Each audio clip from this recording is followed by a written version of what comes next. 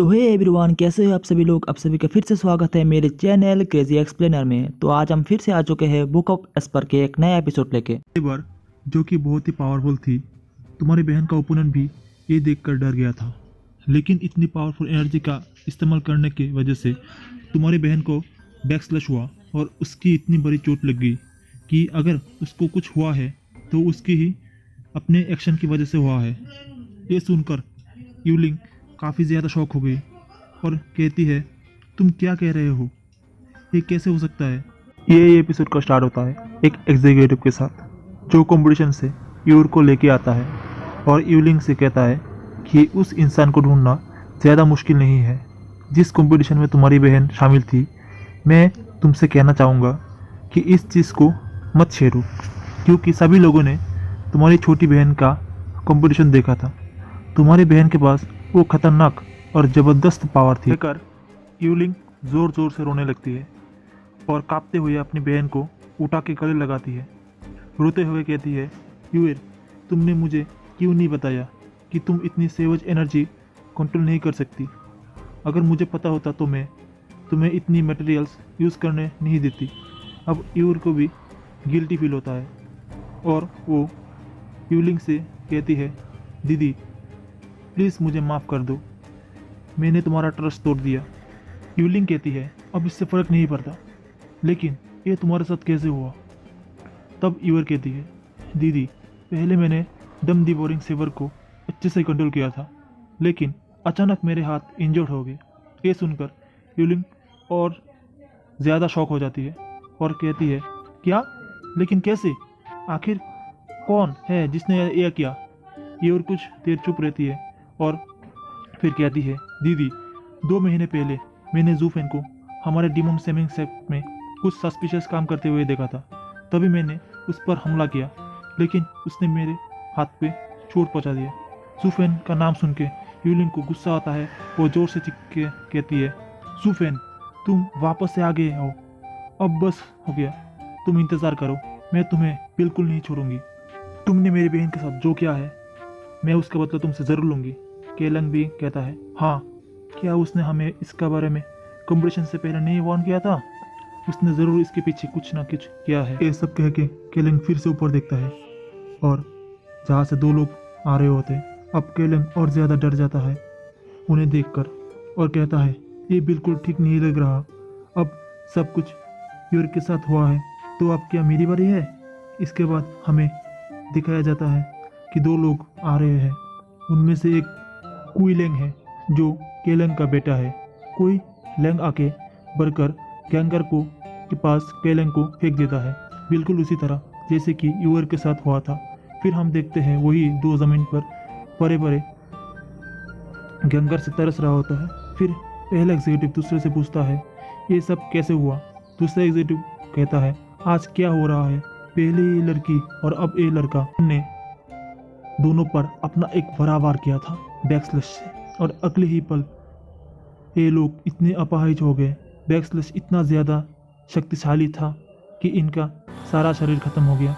ये लड़का तो बैटल फील्ड भी लिया था, फिर भी उसका शरीर उसे संभाल नहीं पाया और उसका शरीर पूरा बर्बाद हो चुका है।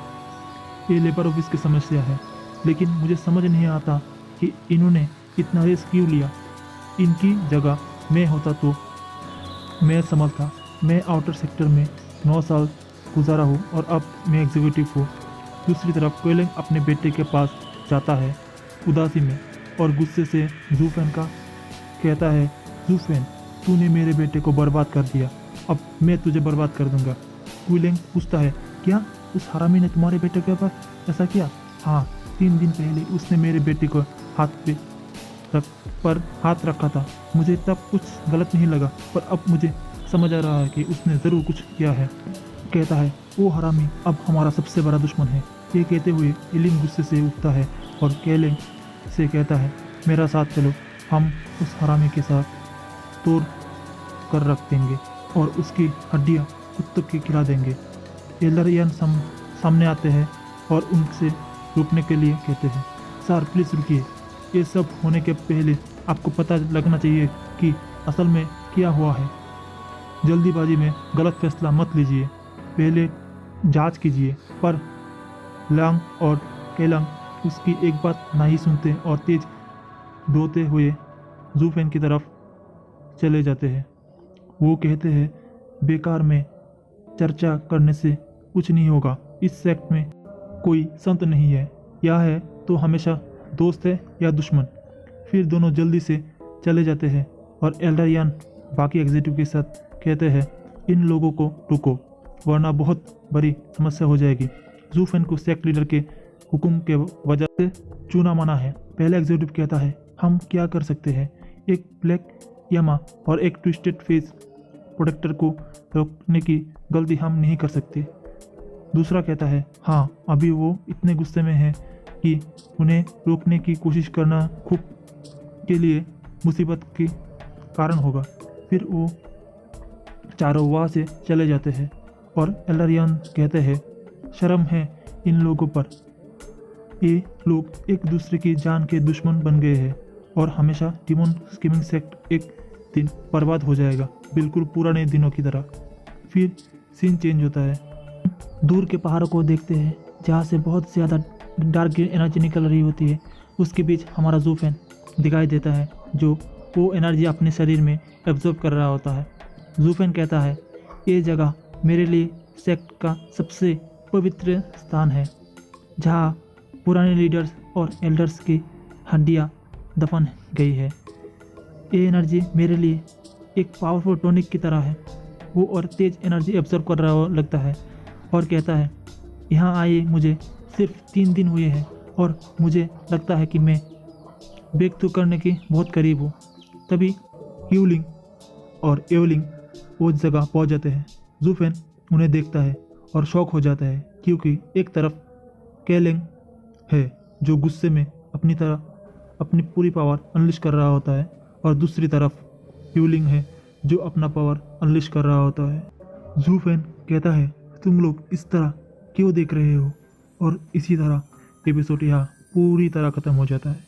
अगले एपिसोड में देखेंगे क्या जू फेन और उन दोनों के बीच युद्ध होता है क्या नहीं। अगर वीडियो आपको अच्छा लगे तो वीडियो को लाइक कर देना, चैनल पे नए हो तो चैनल को सब्सक्राइब कर देना। Bye bye guys.